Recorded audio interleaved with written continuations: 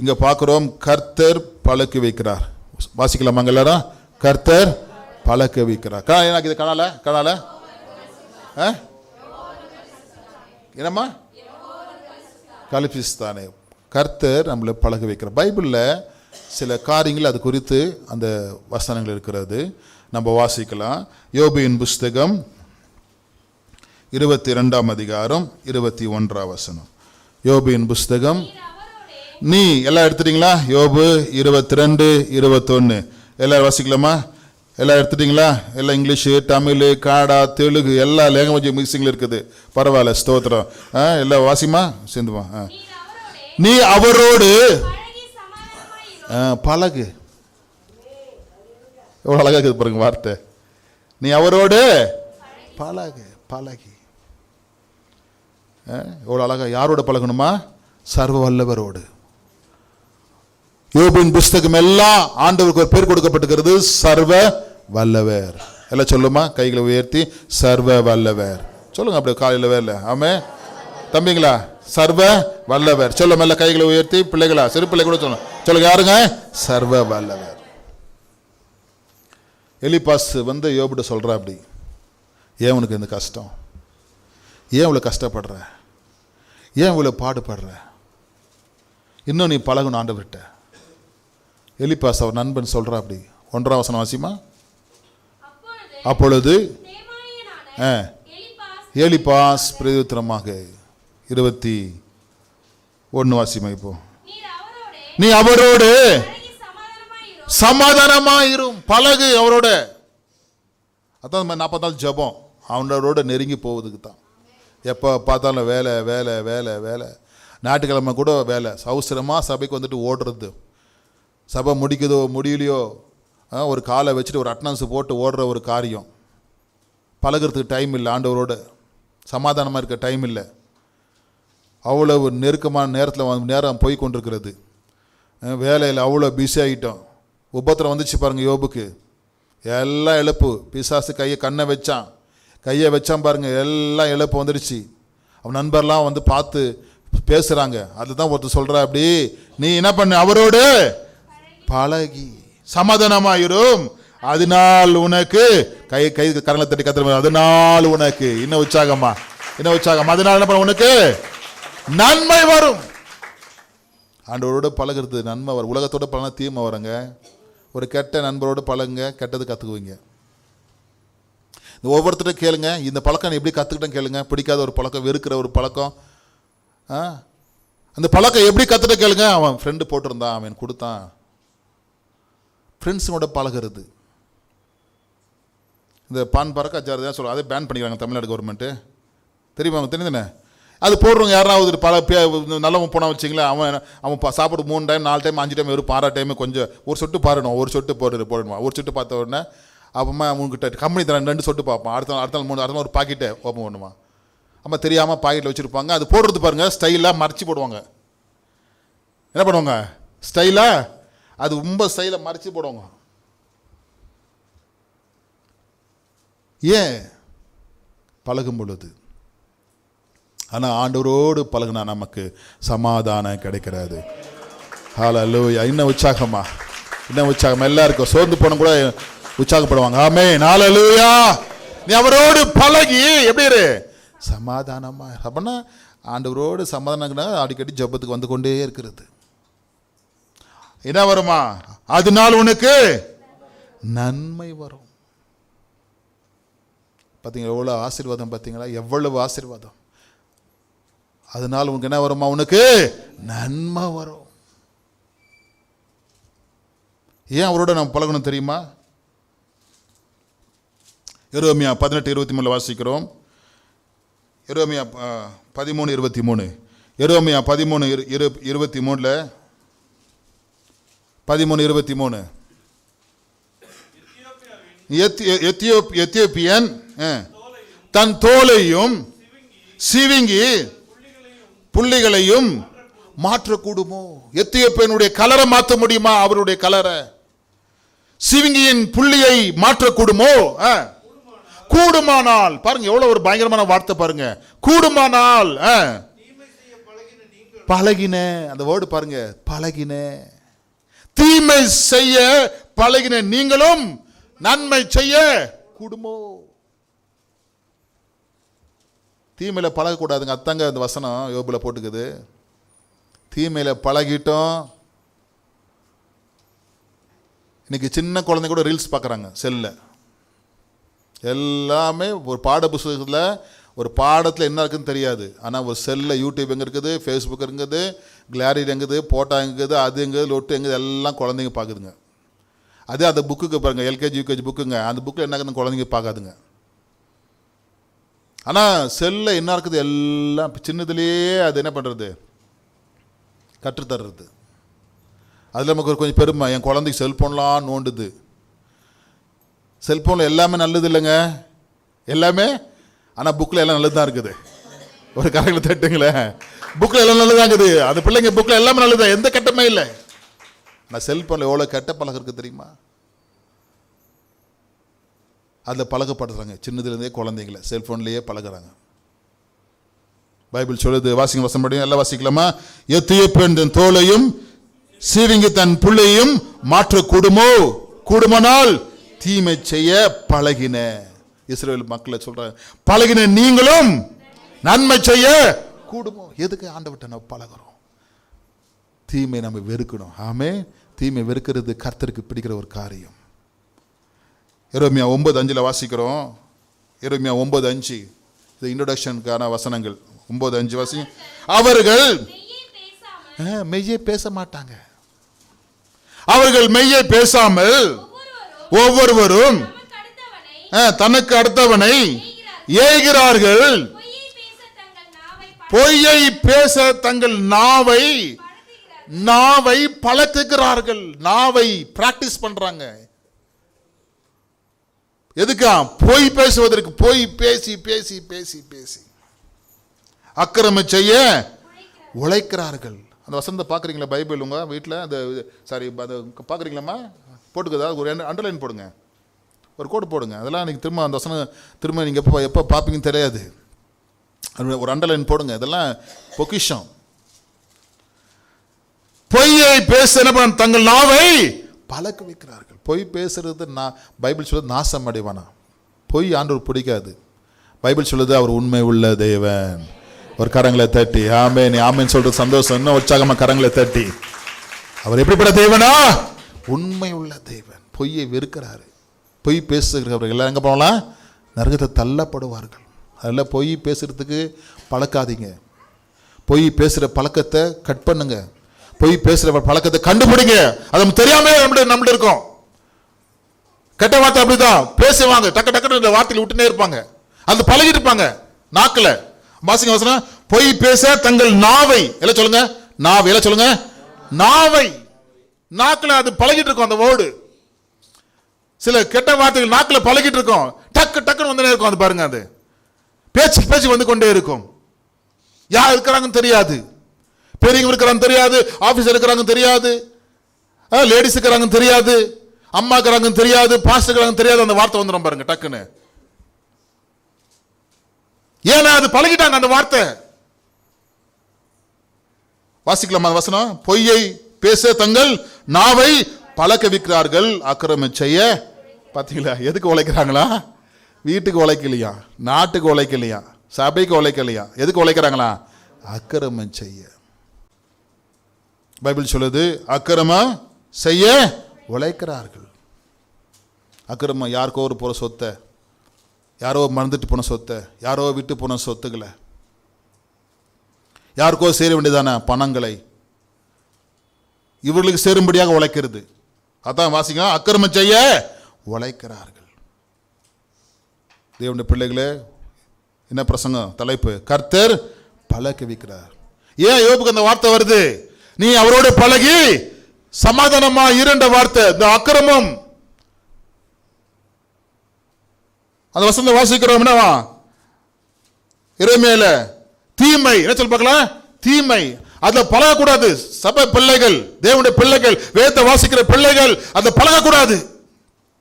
அதான் நீ அவரோடு பழகி. வாசிங்க வசனம் யோபு 21:22. நீ அவரோடு பழகி சமாதானமா இரு, அதனால் உனக்கு என்ன வருமா? நன்மை. கரங்களை தட்டி கர்த்தரை மையப்படுத்துமா. ஏன் இந்த வார்த்தை நம்ம சொல்றாரு? ஏன் சொல்றாரு தெரியுமா? இந்த தீமை நிறைஞ்ச உலகத்துல வாழ்ந்து கொண்டிருக்கிறோம், பொய்கள் நிறைந்த உலகத்துல வாழ்ந்து கொண்டிருக்கிறோம். அது நம்ம ரொம்ப மோசமான இந்த பூமியில் வாழ்ந்து கொண்டிருக்கிறோம். ஹல்லேலூயா. ஃபர்ஸ்ட் பாயிண்ட் போவோம். என்ன போடுது மேலுங்க? யுத்தம் செய்ய பழக்க வைக்கிறார்கள். ஃபர்ஸ்ட் பாயிண்ட் வாசிக்கலாம். யுத்தத்திற்கு பழக்க வைக்கிறார். சங்கீதம் 18:34 எல்லா வேதத்தை எடுத்துக்கோங்க. சங்கீதம் 18:34 தாவீது சொல்ற ஒரு சத்தியம் இது. வெண்களை வில்லும் புயங்களால், இவருடைய கரங்களால் வளைக்க முடியாத வெண்கல வில்லு. வாசிங்க சிஸ்டர். புயங்களால் வளையும்படி என் கைகளை யுத்தத்திற்கு பழக்க வைக்கிறார். கைகளை யுத்தத்திற்கு பழக்க வைக்கிறார். இந்த புதிய ஏற்பாட்டில் நாம் எதுக்கு நம்ம பழக்கிறோம்? முழங்கால், கைகள் இல்லை, முழங்கால். எல்லாம் சொல்லுங்க பார்க்கலாம். எல்லாம் சொல்லுங்க. இல்லைங்க எல்லாம் சொல்லுங்க பிரதர்ஸ். என்னவா சொல்லுங்க? முழங்கால். முழங்கால் யுத்தம் பண்ணும். முழங்கால் யுத்தம் பண்ணும். அதான் 40 நாள் ஜெபம். இப்போ முழங்கால் எல்லாம் முடுக்கிறது மறந்துட்டாங்க. எல்லாம் சேரில் உட்காரணும், நிற்கணும், உட்காரணும், நிற்கணும். முட்டி போட்டால் முட்டி நோவு, வயசாகிடுச்சு, அல்லது பேண்ட்டு டைட்டாக இருக்குது, புடவை கலைஞ்சிரும், துணி கலைஞ்சிரும், அயன் போயிடும், இல்லைன்னா அந்த ப்ராக்டிஸே மாறிடுச்சு. ஆனால் ஃபஸ்ட்டு நம்ம எப்படி ஜெபிக்கிறோம்? ஃபஸ்ட்டு எப்படிமா ஜெபிக்கிறோம்? முட்டி போட்டு தான் சர்ச்சுக்கு அதான் சீக்கிரம் வரணும். சீக்கிரம் வந்தால் முட்டி போட்டு தான் நம்ம ஜெபிக்கிறோம். வராமல் சொல்லுவோமா? ஹல்லேலூயா. அந்த முழங்கால் ஜெபத்தை விடுறதில்ல. 1/2 மணி நேரம், 5லேருந்து 6 மணி வரைக்கும் அந்த முழங்கால் ஜெபம் தான். ஒவ்வொரு வாரம் ஞாயிற்றுக்கிழமை அதாவது எல்லாரும் முட்டி போட்டு முட்டியில் நின்று ஜெபிக்கிறது ஒரு பழக்கம். வராமல் சொல்லுங்க. ஹல்லேலூயா. யுத்தம் என்ன சொல்லப்பலாம்? முழங்கால். எல்லாம் சொல்லுங்க. முழங்கால் யுத்தம். கேட்கல எனக்கு? எஸ், முழங்கால் யுத்தம். தாவீது சொல்றாரு, என்னுடைய கைகளை எப்படி பிடிங்க. கையை சும்மா ஒரு எக்ஸசைஸ் மாதிரி காலில் எப்படி கையை எப்படி பண்ணுறா? யுத்தத்துக்கு பழக்க. இப்போல்லாம் மிஷினுங்க வந்துருச்சு. எல்லாம் என்ன சொல்கிறது, ஆட்டோமேட்டிக்கில் தான் இப்போல்லாம் யுத்தம் பண்ணுறாங்க. தட்டினா போதும், அங்கே போய் ஏவுகணை போய் விழுது. அப்போல்லாம் அப்படி இல்லை, கையில் தான் யுத்தம் பண்ணோம். இப்போல்லாம் பட்டன் சிஸ்டம் எல்லாம் டைம் செட் பண்ணிட்டா போதும், டைமில் தான் எல்லாமே ஒர்க் பண்ணோம். ஃப்ளைட் போகிறதாங்க சரி, இப்போலாம் ஆள் இல்லாத விமானங்கள் கண்டுபிடிச்சிட்டாங்க. அப்போ இல்லை, யுத்தம் நேராக போய் கையில் தான் யுத்தம் பண்ணோம். அப்போ தாவீது சொல்றாரு, என் கையை யுத்தத்திற்கு பழக்க வைக்கிறார். தாவீது யுத்தம் பண்ணி வெற்றி பெற்றா. அப்படியா? அதான் சாலமோனுடைய ராஜ்யம் அமைதியா இருந்துச்சு 40 வருஷம்.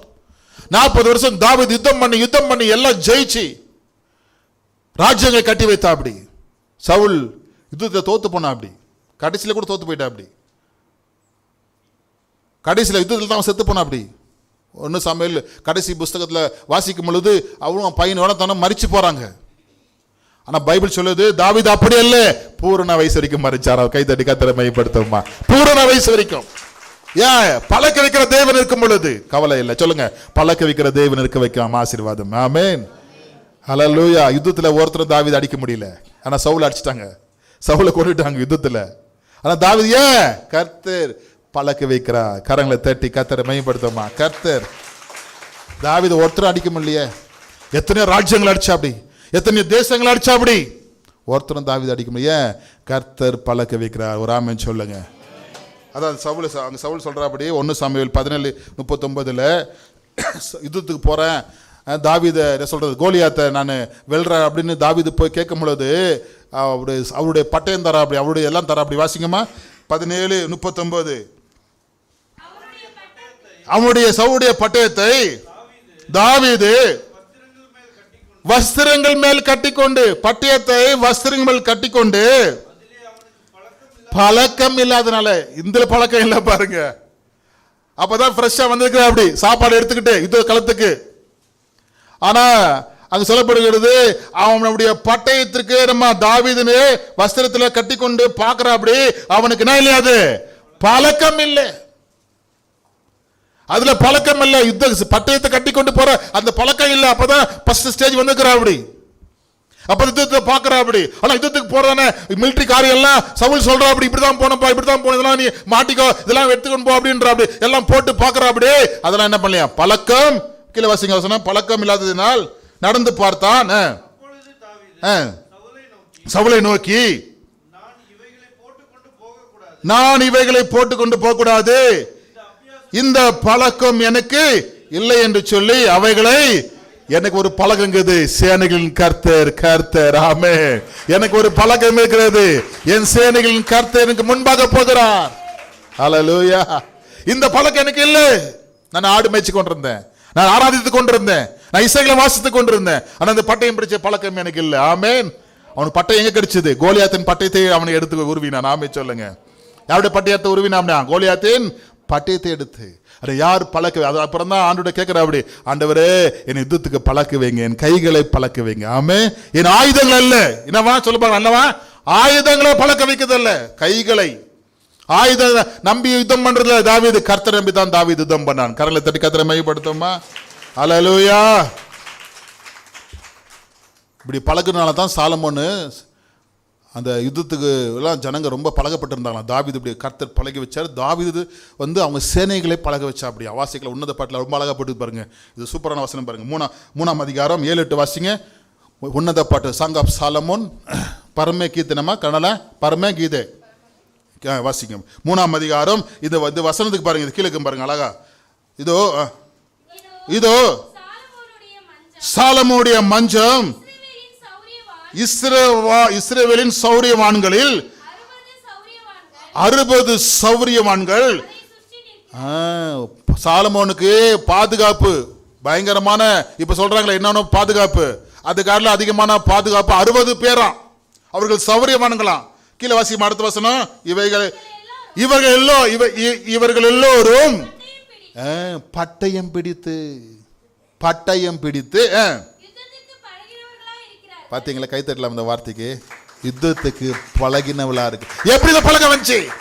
இந்த பழக்கத்தை யார் கத்துக் கொடுத்தது? தேவன் தாவீதுக்கு சொல்லி கொடுத்தாரு. தாவீது என்ன பண்றாரு? இப்போ சொல்லி கொடுத்து வச்சிருக்காரு. இப்படி ஒரு ராஜாவை நீங்க பாதுகாக்கணும். 60 பேர் யுத்தத்துக்கு என்ன பழகி பட்டயத்தை பிடித்து யுத்தத்துக்கு பழகிவரா இருக்கிறார்கள். ராக்கால பயத்து நிமித்தம் அவனுடைய பட்டயம் அவனுடைய அறையில இருக்கிறது. அப்ப யுத்தத்துக்கு பழகினவர்கள் இருந்தார்களாம். இந்த இதான் யார் பழக வச்சது? தாவீதுக்கார் பழக்க வச்சது கர்த்தர். ஆமென். ஹல்லேலூயா. நீங்க சொல்லுங்க, பக்கத்து கைப்பிடி சொல்லுங்க, நீங்க ஜெபிச்சா நல்லா கைப்பிடி சொல்லுங்க, உங்க பிள்ளைங்க ஜெபிப்பாங்க. ஹல்லேலூயா. இந்த 40 நாள் ஜெபத்துல ஜெசிகா, ரூபாலி, சங்கர் குழந்தை, உங்க பேர் சங்கர் குழந்தை பேர் பிள்ளைங்க நம்ம பேருமா? லிதியா, அவங்க 4 குழந்தைங்க வராங்க ரெகுலரா. 4 குழந்தைங்களும் அவங்க பழகுறாங்க ஜெபத்தில். வந்து பிள்ளைங்க 4 பிள்ளைகள் வந்து உட்காடுறாங்க. எவ்வளோ நல்லது. இன்னும் அது மட்டும் இல்லை, இந்த பிள்ளைங்களாம் வந்து உட்காராங்க பாருங்களா, குட்டி பசங்க. இந்த பசங்களாம் கொஞ்சம் ஸ்கூல் பசங்க, ஹைஸ்கூல் பசங்களாம் கூடுறாங்க. பழகணுங்க பிள்ளைகளை ஜெபத்தில், யுத்தத்தில் பழகணும். யுத்தம்ன்றது ஜெபம். சொல்லுங்க, யுத்தம்ன்றது ஒரு ஜெபம். நீங்களும் பழகிறதில்ல, உங்கள் பிள்ளைகளையும் பழக்க வைக்கிறது இல்லை. நீங்களும் குடும்ப ஜெபம் பண்ண முடியாது, குடும்பத்தில் உங்கள் பிள்ளைகளும் உட்கார வைக்க மாட்டேங்குது. அப்போ எப்படி தான் குடும்ப ஜெபம் தெரியும்? கத்தோட ஜெபம் தெரியுதா பிள்ளைகளுக்கு? இன்னைக்கு நிறைய பிள்ளை கத்தோட ஜெபம் தெரிய மாட்டேங்குது, ஒன்றும் தெரிய மாட்டேங்குது. ஏன்? நம்ம பழக்க வைக்கிறது இல்லை. பழக்க வச்சா அந்த பிள்ளைங்க பிரச்சனை வரும்பொழுது, ஜெபம் எக்ஸாம் வரும்பொழுது, எங்கன்னா போகும்பொழுது, உங்களுக்கு கஷ்டம் வரும்போது அந்த பிள்ளைங்க உங்களுக்காக கண்ணீர் விட்டு, ஆண்டவரே எங்கள் அப்பாவை பாதுகாத்துக்கொள்ளுன்னு சொல்லி அழுவாமே. நீங்கள் உடம்பு சரியாக படுத்துன்னு பாருங்க, உங்கள் பிள்ளைங்க வந்து முட்டி போட்டு ஜெபம் பண்ணுவாங்க. உங்களுக்கே தெரியாது. அதை பார்க்கும் பொழுது உனக்கு வியாதி நல்லா ஆயிடுங்க. எத்தனை பேர் விசுவாசிக்கிறீங்க? நீ ரொம்ப நொந்து போய் படுத்துட்டு இருப்பாங்க. உன் பிள்ளை வந்து உனக்கு சொல்லாமே வந்து முட்டி போட்டு ஜெபம் பண்ணா உன் கண்ணில் தண்ணி வந்தா அந்த வியாதியை உன்னை விட்டு நீங்க இருக்கும். எத்தனை பேர் விசுவாசிக்கிறீங்க? ஏன்? நீ பழக்க வைக்கணும். நீ பழக்க வைக்கல கேட்டனா முடியாது, ஜெபிக்க முடியாது. ஹல்லேலூயா. 2வது பாயிண்ட் போகுது. 2வது பாயிண்ட் வாசிங்க. நடக்க பழக்க வைக்கிறார். சொல்லுங்க, ஏன்னா நடக்கிறதுக்கெல்லாம் பழக்க வைக்கணுமா? அதுக்கு வசனம் பார்க்கும்போது நமக்கு தெரியும். வாசிக்கல ஓசியா புஸ்தகம், டைம் ஆயினே கொண்டு 11:3 வாசிங்க. நான் எப்ராயிமை, நான் எப்ராயிமை, இந்த வசனம் பாருங்க அழகா இருக்குது. கை பிடித்து. ஏன் கை பிடிக்கணும்? அந்த சீன் பாருங்க மேல, அது காட்டு போட்டுக்கிறீங்களா? நான் எப்ராமையை என்ன பண்ண, இயேசு ஒரு குழந்தை கைப்பிடிச்சு நடக்கிற மாதிரி ஒரு இமேஜ் போட்டுக்கிறேன். நான் எப்ராமை எப்படி கைப்பிடித்து நடக்க நடக்க பழக்கினேன். ஆனாலும் அப்ப வியாதியில இருக்கிறான். ஏன் வியாதியில நடக்க முடியாம வியாதியில இருக்கிறான். ஒரு கால் ஆக்சிடென்ட் ஆச்சு வச்சுங்களேன், சர்ஜரி பண்ணிக்கிறாங்க, அவங்களால நடக்க முடியாது. பிசியோதெரபி வந்து என்ன பண்ணுவாரா, அதெல்லாம் கொஞ்சம் பெண்ட் பண்ணி நிற்க வச்சு அதை சரி பண்ணி கை பிடிச்சி என்ன பண்ணுவாங்களா பார்த்துக்கிறீங்களா, நீங்கள் நடக்க வைப்பாங்க. ஹாஸ்பிட்டல் ஜெபிக்கும் போது போகும்போது உண்டு, அவங்க வந்து என்ன பண்ண ஒரு நீங்கள் போய் ஹாஸ்பிட்டல் போய் பார்ப்பீங்க, சில பேர் முள்ளமாக நடக்க வச்சுருப்பாங்க. நடந்தவங்க தான் ஒரு விபத்து, ஒரு ஆபத்து, ஒரு வியாதி, இல்லை ஒரு கட்டி, ஒரு சர்ஜரி ஏதோ ஆகிட்டு அவங்க ஒரு வாரம் நாள் பெட்டில் படுத்தா அப்படியே இதாகிடும். உடனே அவங்க வந்து நடக்க வைக்கிறாங்க. அதே போலதான் இங்க பார்க்கிறோம். எப்ராமை வாசிங்க. எப்ராமை கைப்பிடித்து நடக்க பழக்கினேன், ஆனாலும் நான் தங்களை குணமாக்குகிறேன் என்று அறியாமல். வியாதினால் நடக்க முடியல. இல்லை சொல்லுங்க, வியாதி வந்துச்சு நடக்க முடியுமாங்க ஸ்பீடா? ஹலோ சொல்லுங்க, பேசுங்க, சொல்லுங்க, ஏதாவது ஒன்று சொல்லுங்க. நடக்க முடியுமா முடியாதா? ஏமா சொல்லுமா, எப்படி எடுப்பீங்க? அப்படியே கேட் வாக் மாதிரி. அது ஒரு கேட் வாக் கூட இல்லை, கேட் வாக் ஸ்பீடாக போவாங்க. அப்படியே மொல்லமா யாரை பார்க்கணும் உங்களை, ஐயோ ಏನಾಯ್ತು ಮೈ ಚೆನ್ನಾಗಿಲ್ಲ ನೋಡಿದ್ರೆ ಅರ್ಥ ಮಾಡ್ಕೊಂಡು ಬೇಕು. அது மாதிரி பார்க்குற மாதிரி என்ன பண்ணா அப்படியே மொல்லமாக போகிறது. வியாதிக்காரன் கண்டுபிடிச்சிக்கணும், ಏನು ಮೈ ಚೆನ್ನಾಗಿಲ್ಲ அப்படின்னு கேட்பாங்க. ಚೆನ್ನಾಗಿಲ್ಲ கேட்க, நல்லா கேட்க மாட்டாங்க, உடம்பு சரியில்லையா கேட்பாங்க. அந்த அளவுக்கு ஸ்டைல் காட்டுறது. வியாதி தான் நடக்க முடியாது. அடுத்த வாசி 4 வசனம் வாசிங்க. அடுத்து, மனுஷனை கட்டி இழுக்கிற அன்பின் கயிறுகளால் நான் அவர்களை இழுத்தேன்.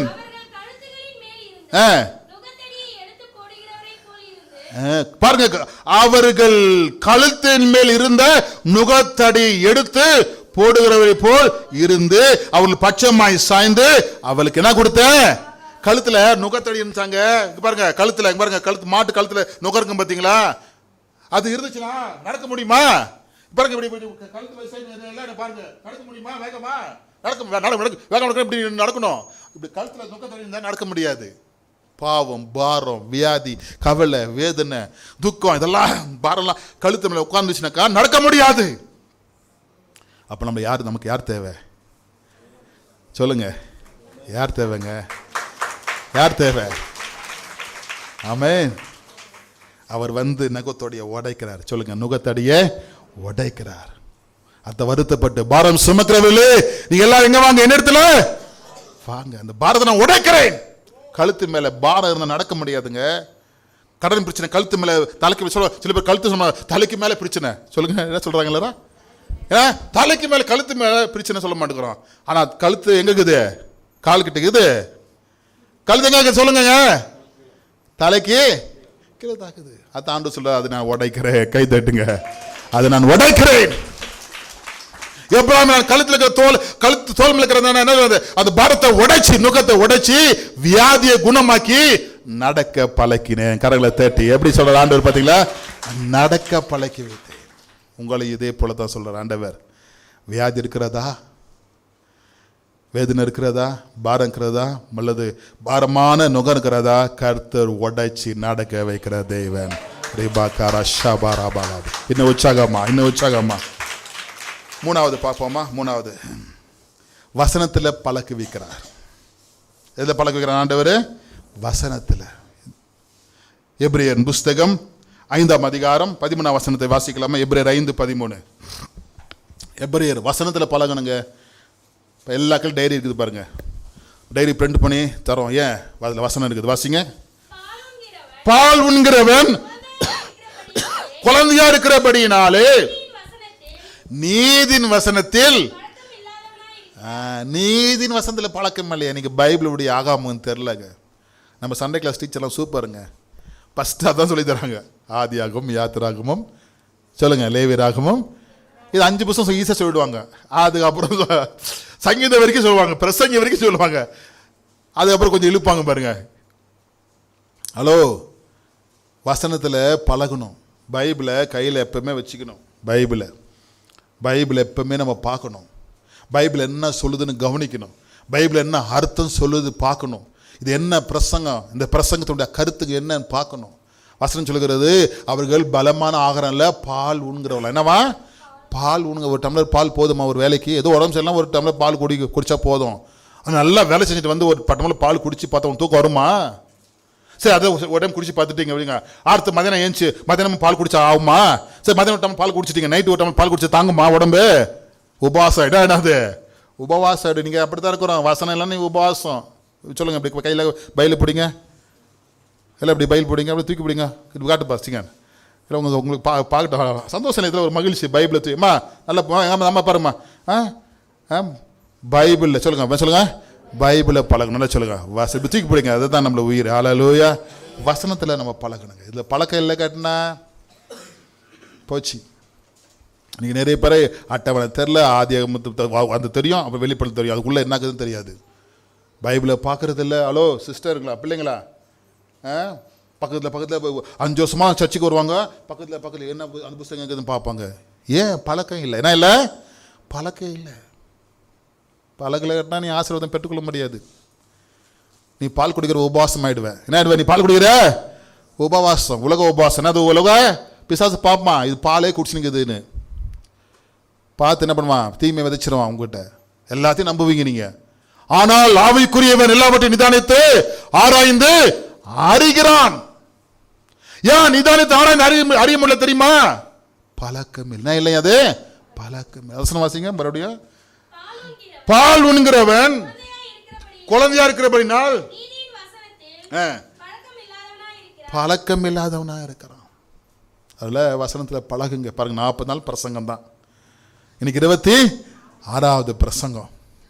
நாளைக்கு வாங்க 27வது பிரசங்கம். ஏன்? வசனத்தில் பழகணுங்க. அவர் கையை தட்டுங்க. எவ்வளோ ஆசீர்வாதம் தெரியுமா? எவ்வளோ அழகான வசனங்கள். தேனிலும் தேன் கூட்டிலும் ஒழுகும் தெளித்தலிலும் மதுரமாக்குற வார்த்தையை கொஞ்சம் ருசி பாருங்க. அதில் பழகுங்க. தேனில் பழகுங்க. தேனில் டூப்ளிகேட் இருக்குது, ஒரிஜினல் இருக்குது. தேனுக்கு சாப்பிட்டு பழகணும்னு சொல்லுவாங்க. இது ஒரிஜினல், இது டூப்ளிகேட்னு கண்டுபிடிச்சிருவாங்க. அதனால் நீ வசனத்தை நீ பார்க்கணும். ஹல்லேலூயா. அடுத்து 3வது பாயிண்ட் 4வது பாயிண்ட் போவோம். டைம் ஆகினே இருக்குது. லாஸ்ட் பாயிண்ட் முடிப்போம். சிற்சையிலே பழக்க வைக்கிறார். எல்லாரும் சொல்லுமா? சிற்சையில். மேலே பாருங்கள், கொரோனா வைரஸ் வந்து ஒரு 4 வருஷம் என்னாச்சுங்க? வேர்ல்டு ஃபுல்லாக என்னாச்சுங்க? லாக்டவுன் பண்ணிட்டாங்க. எல்லாம் பயந்தாங்க. ஆனால் இப்போ எல்லாம் பழகிட்டாங்க இல்லையா? யாராவது கொரோனா இருந்தால் கூட விடுப்பா அப்படின்றாங்க. டாக்டர்கிட்ட கொரோனா இருந்தால் கூட வாப்பான்றாங்க. இது கொரோனா வைரஸ் தான் சார் இருக்குன்னு மருந்து மாத்திரை கொடுத்துட்றாங்க. ஆனால் ஒரு 3 வருஷத்துக்கு முன்னாடி அப்படி பண்ணாங்களா? லாக்டவுனு, தனியாக மருந்து அடித்து வீட்டை சீல் வச்சு என்ன கஷ்டம் கொடுத்தாங்க. ஆனால் என்னாச்சுப்பா? சொல்லுங்க, என்னாச்சுப்பா? பழகிட்டோம். கோல்டா, ஜுரமா, இருமலாம் வரனா திரும்பினா போதும், எல்லாம் ஓடுவாங்க இல்லையா? 3 வருஷத்துக்கு முன்னாடி 4 வருஷம் முன்னாடி யாராவது ஒரு இருமுனா வாங்கலாம். 19 முடிஞ்சு 20 நம்ம எல்லாம் பயந்தாங்க. ஆனால் யாருனாலும் இப்போ கவலை கிடையாது. ஏன்? அதை நம்ம பழகிட்டோம். என்ன சொல்ல பார்க்கலா? அது மாதிரி சிச்சில் நம்ம பழகணுங்க. வாசிங்க வசனம், ஜெபம் பண்ணலாம். 12:10 வாசிங்க. அவர்கள் எபிரியர் 12:11 எபிரியர் 12:11 வாசிங்க. எந்த சிற்சையும் தற்காலத்தில் இப்போ சந்தோஷமா இருக்காது, கவலையா இருக்கும். ஏன் இந்த வியாதி வந்துச்சு, ஏன் இந்த வியாதி வந்துச்சு, ஏன் கஷ்டம் வந்துச்சு, ஏன் கடன் வந்துச்சுன்னு இப்போ சந்தோஷம் இருக்காது. காணாமல் துக்கமாய் காணும். ஆகிலும் பிற்காலத்தில் அதில் கை தட்டலாமா? அதுல பழகினவர்கள். பழகினையா, உன்னை ஒருத்தர் விட்டு போனாக்கா கவலைப்படாத, துக்கப்படாத. ஹல்லேலூயா. அது ஒன்று சந்தோஷமா பிற்காலத்தில் என்ன பண்ண மாறும். ஆமென். அப்படி துக்கப்படாத, துக்கத்தை சந்தோஷமா மாத்திக்கோ. அதுல பழகினவர்களுக்கு என்னமா? நீதியாக சமாதான பலனை தரும். ஆமென். சில சிக்ஷைகளை நம்ம ஏற்றுக்கணுங்க. சில சிக்ஷைகளை பழகணும். வியாதியில் பழகணும், பலவீனத்தில் பழகணும். எல்லாத்தையும் ஒன்றுமே தெரியாமல் வாழ்ந்த வச்சு லாஸ்ட்டில் விழுந்துருவோம். நம்ம கீழே எந்திக்க முடியாத அளவுக்கு விழுந்துருவோம். அதான் பைபிள் சொல்லுது. என்னவா சிற்சில? எதுக்கு சிற்சை தெரியுமா? கீழே வாசிங்க, 10 வாசிங்க, 10 மேலே வாசிங்க. 10 அவர்கள் தோன்றபடி கொஞ்ச காலம் சிட்சித்தார்கள். இவரோ ஏன் சிட்சை? நீ இன்னும் ஜெபிக்கணும். பரிசுத்தத்திற்காக. எல்லாம் சொல்லுங்க, சத்தமா சொல்லுங்களேன். பரிசுத்தத்திற்காக சொல்லுங்க. எதுக்கு சின்ன சின்ன சிட்சை வருது, சின்ன சின்ன பலங்கள் வருது? பரிசுத்தத்துக்காக. சில வியாதி வந்து உடம்பு சுத்தம் தெரியுமா? அவதான் இல்லைங்களா? சொல்லுங்க. சில கட்டி வந்தால் உடம்பு க்ளீன் ஆகுது. கட்டியில் எடுத்து விட்டு க்ளீன் பண்ணால் அதில் சுத்தமாகுது. அது மாதிரி தான் சில சிட்சை உன்னை பரிசுத்தமாக்கும். பக்கத்தில் பார்த்து சொல்லுங்க, சில சிட்சைகள் உன்னை பரிசுத்தமாக்கும். அடுத்து என்ன படுக்குது வாசிங்க. பங்கும் உள்ளவர்களாகும் பொருட்டு ரெண்டாவது புரோஜனத்துக்காக சிக்ஷிக்கிறார். உனக்கு புரோஜனமா இருக்கணும், நீ ஏமாந்து போகக்கூடாது, நீ தெரியாம போகக்கூடாது. அல்லேலூயா. ஏன் சிக்ஷிக்கிறார் தெரியுமா? நீ ஏமாந்து போகக்கூடாது, உனக்கு பரிசுத்தம் கொஞ்சம் வரணும். நீ அசுத்தத்தில் போயிட்ட, அசுத்தத்தில் போய் நேக்கிற நீ, அதான் கொஞ்சம் பிரேக் போட்டு உன்னை அப்படியே பேக்கில் எடுக்கிறார், பரிசுத்தத்துக்கு வான்னு சொல்லி. ஒரு குழந்தை காவால விழுந்துருது வீட்டு பக்கத்தில், விட்டுருமா உடனே தூக்கி கழுவி, அதை மட்டும் தான் உன்னை தூக்குறாரு, கழுவுறாரு. கை தட்ட மாட்டேங்கிறீங்களே. அல்லேலூயா. அல்ல அந்த சிக்ஷையில் பழகணும். உபாகம் புஸ்தகம் 14:22, உபாகம் 14:22 ஜெபிக்கலாம். கன்க்ளூஷன் வசனத்தை சொல்லி 14 உபாகம். பயந்திருக்க பழக்கணுமா? அது என்ன பயமா? வாசிங்க. வருஷந்தோறும் விதைக்கிற விதைப்பினாலே வயலில் விளையும் எல்லா பலனிலும் தசன பாகத்தை பிரிக்க வைக்கணும். அது ஒரு பயங்க, பழக்கம். அது கர்த்தருக்கு பயப்படுற இது வசனத்தை நம்ம சொல்லணும், இல்லை உனக்கு தெரியாமல் போயிடும். இந்த வசனத்தை நான் சொல்லலை காட்டினா உனக்கு இந்த பழக்கம் இந்த வர அந்த சப்ஜெக்டில் இது சொல்லணும். இது இருக்குது வார்த்தை பாருங்க. நீ எதில் பழகணுமா? தசன பாகத்தை பிரித்து வைக்கிறத பழகணுமா? சில பேர் பழக்கம் இல்லை. அப்படியா? கொடுக்கணுமா? என்ன கொடுக்கணும்? ஏன் கொடுக்கணும்? கடவுள்லாம் கேட்பாரா? உன்னை பழக்க வைக்கிறாருங்க. உனக்கு பொருளாசைக்குதா? பொருளாசை இல்லையா? நீ ஊழியத்தை கட்டுவியா? ராஜ்யத்தை கட்டுவியா? கர்த்தருக்காக செய்வியா? உந்தெல்லாம் எல்லாம் இயேசுவேன்னு சொல்கிறியே, அது இயேசுக்கு எல்லாம் கொஞ்சம் சொந்தத்தை கொடுப்பியா? எல்லாம் பார்க்குறாரு ஆண்டவர். உன்னை உயர்த்துவதற்காக, உன்னை ஆஸ்வதிப்பதற்காக உன்னை பழக்க வைக்கிறாரு. அந்த பழகலைன்னு வச்சுக்கலாம், நீ ஆஸ்வாதம் பெற்றுக்கொள்ள முடியாது. மறுபடியும் வசனம் வாசிங்க. நீ உன் தேவனாக்கருக்கு எப்பொழுதும் பழகும்படிக்கு வருஷந்தோறும் விதைக்கிற விதைப்பினால எல்லா பணிகளிலும் நம்ம தசன பாகத்தை பிரித்து வைத்துலேயே ஆண்டு பழக்கப்படுத்துறாரு. இது அநேக விசுவாசிக்கு பழகிக்கிறாங்க. இல்லை தேவனுடைய பிள்ளைகளே, நீங்கள் என்ன பிரசங்கம் பார்த்தோம் வாசி பார்க்கலாம் சொல்லுங்க. கர்த்தர் பழக்க வைக்கிறார். ஹல்லேலூயா. ஃபர்ஸ்ட் பண்ணி சொல்லி பார்க்கலாம். யுத்தத்திற்கு ஜெபத்துக்கு நம்மளை பழக்க வைக்கிறார். ஹல்லேலூயா. ரெண்டாவது, ஏன் பாரம் கவலை வியாதிங்க வரும் பொழுது நம்ம கீழே விழும் பொழுது அவர் கரம் பிடித்து தூக்கி பழக்க வைக்கிறார். ஆமேன். மூணாவது என்ன சொல்லுங்க? வசனத்தில். நாலாவது எது பல சொல்ல பார்க்கலாம். சின்ன பலவீனங்கள் வியாதிகள் போராட்டம் நம்ம திரும்பி இயேசுக்கிட்டே வரும். ஆமே. எல்லா அப்படியே இருப்போம். நன்றி சொல்லி ஒரு பாக்கார அந்த ஆண்டு சொல்லுவோம். ஆண்டவர் என்னை பழக்க வைங்கப்பா. இன்னும் கேளுங்க ஆண்டவர்கிட்ட, என்னை பழக்க வைங்கப்பா. ஒருவேளை நீ இந்த மாதிரி எக்ஸ்பீரியன்ஸ் இருந்தால் ஆண்டு நன்றி சொல்லுங்க. ஆண்டவரே இதெல்லாம் எனக்கு செஞ்சீங்களே ஆண்டவரே சொல்லுங்க. அல்ல நன்றி ஆண்டவரே. இயேசுவே உமக்கு ஸ்தோத்திரங்களை சொல்லுவோம்மா. நன்றி ஆவியானவரே. ஸ்தோத்திரம் ஸ்தோத்திரம் ஸ்தோத்திரம். பரிசுத்த தேவனே உமக்கு நன்றி நன்றி நன்றி. நன்றியோடு எல்லாம் சொல்லுவோம்மா. நன்றியோடு உம்மை துதிக்கிறோம் ஆண்டவரே. பரலோக தேவனே நம்முடைய பிள்ளைகளை ஆசீர்வதிக்கிறோம்ப்பா. கிருபையும் சமாதானம் இருக்கட்டும் ஐயா. இந்த வசனத்தில் அவள் பழகட்டும் ஐயா. ஆசீர்வதிங்க. இயேசு மூலம் ஜெபிக்கிறோம் பிதாவே.